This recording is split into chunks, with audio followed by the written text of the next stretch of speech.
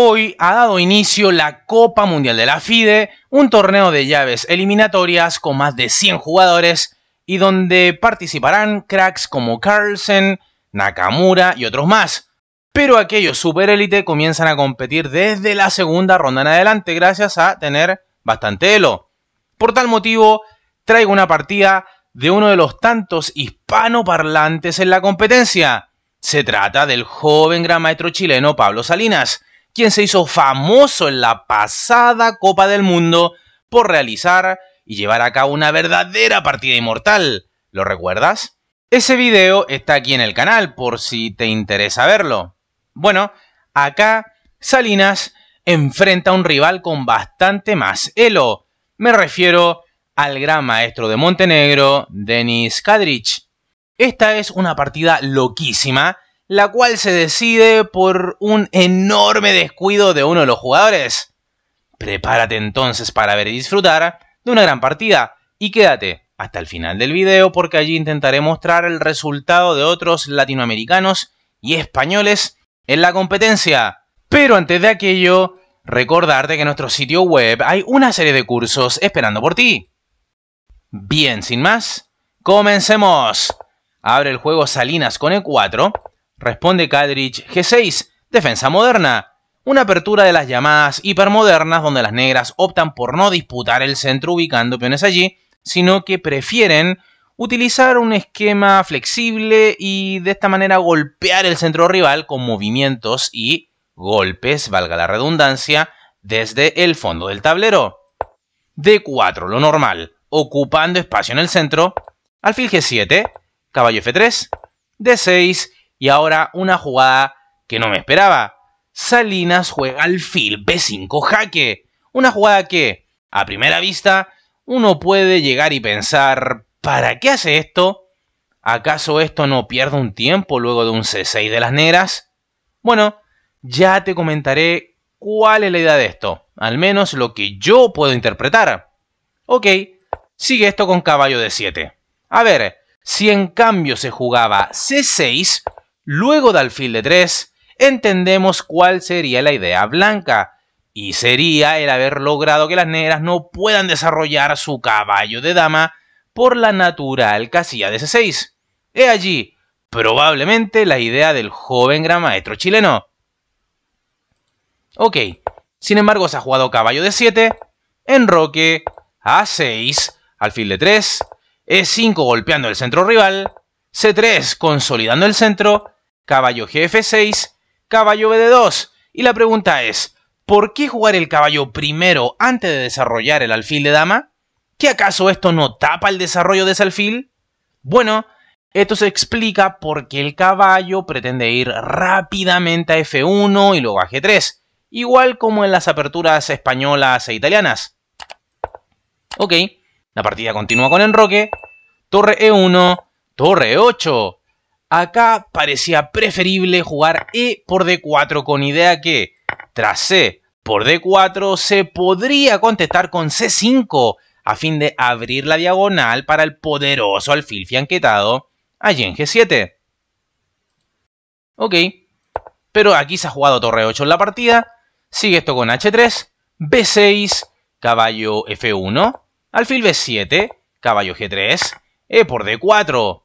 Probablemente más preciso era jugar D5, lo cual haría volar el centro del tablero y con ello los dos alfiles negros tendrían gran poder e influencia en el juego. Fíjate, he marcado al rey ahí en G8 para demostrar que estas jugadas para abrir el centro son convenientes de realizar solamente cuando el rey ha escapado del centro, como es en este caso. Bueno, sin embargo aquí se ha jugado E por D4, sigue la partida con C por D4, C5, D5 ganando espacio y bloqueando el alfil de B7. B5 sigue las negras, las blancas alfil G5 clavando el caballo, H6 cuestionando el alfil, alfil E3, C4, alfil C2, caballo C5, dama D2, atacando en H6, pero dejándose el peón D4.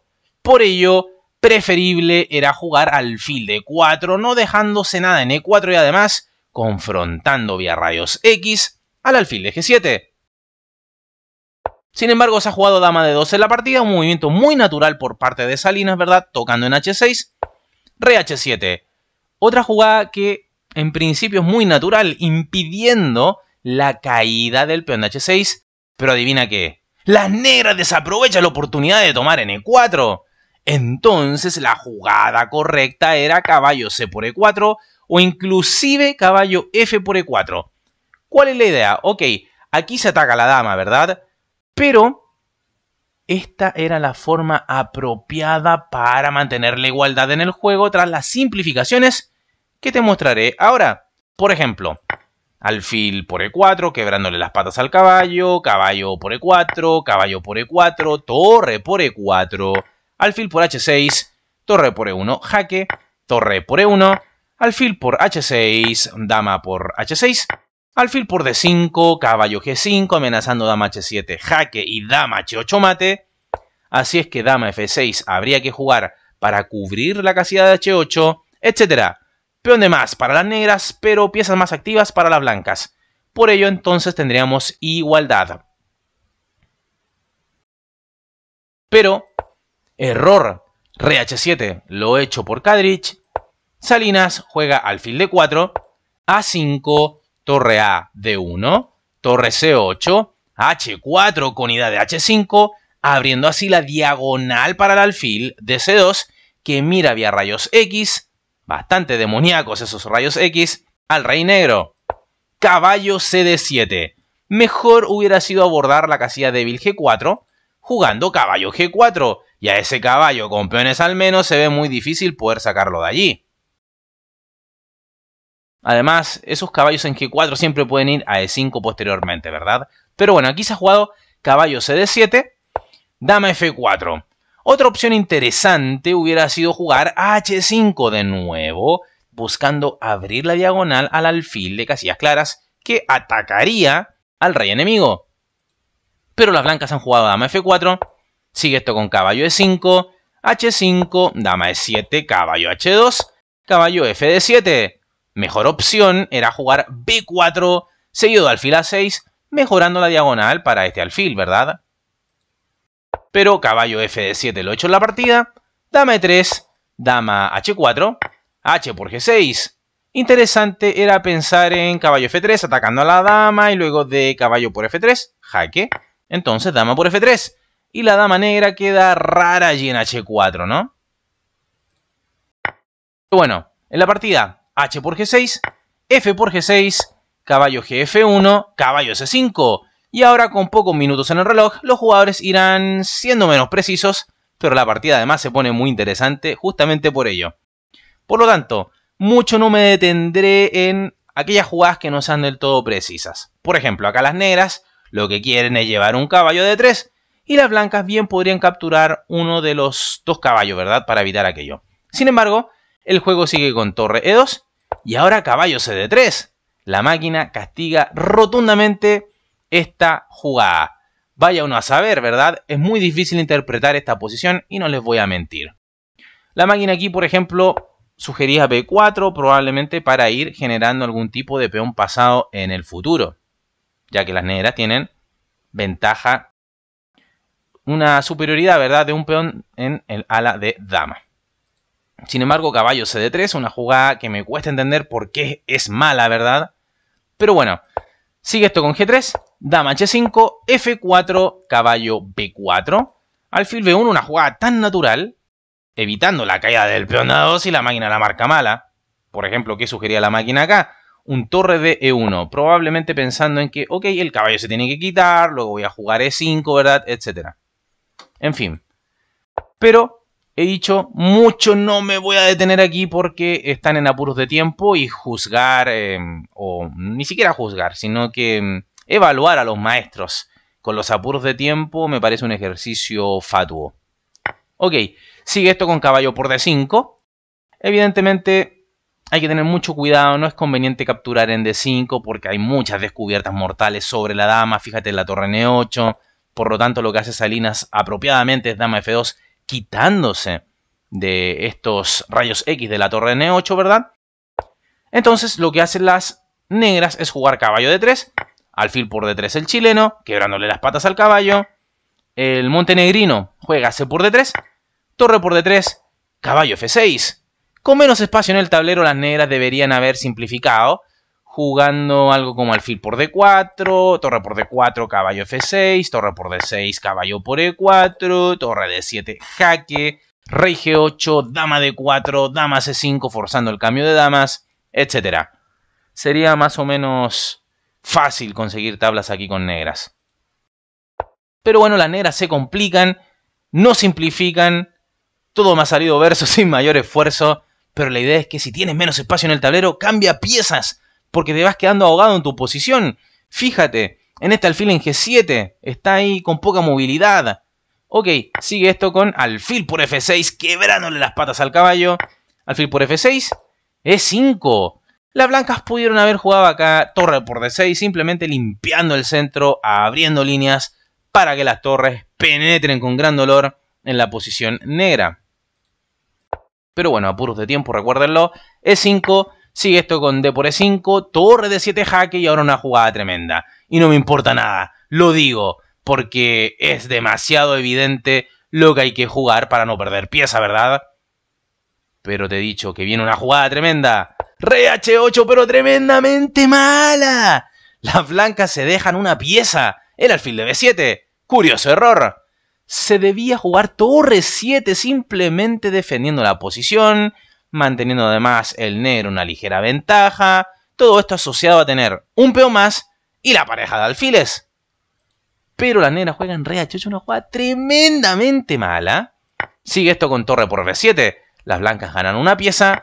E por F4, dama por F4, torre F8, dama G4, dama D5, torre D7, dama C5 jaque, rey G2, dama C6 jaque, caballo F3, H5, dama E6. Y ante esto, Denis Kadrich abandona la partida. La razón es que las blancas ya entraron con todo en la posición de las negras, lo cual forzaría, por ejemplo, dama por E6, torre por E6, y la pieza de ventaja claramente decidiría la partida a favor del chileno. Importante y clave victoria de Pablo Salinas ante un jugador de 2600 y queda bien aspectado. ¿Por qué? Porque estos son mini matches, solo 2 partidas.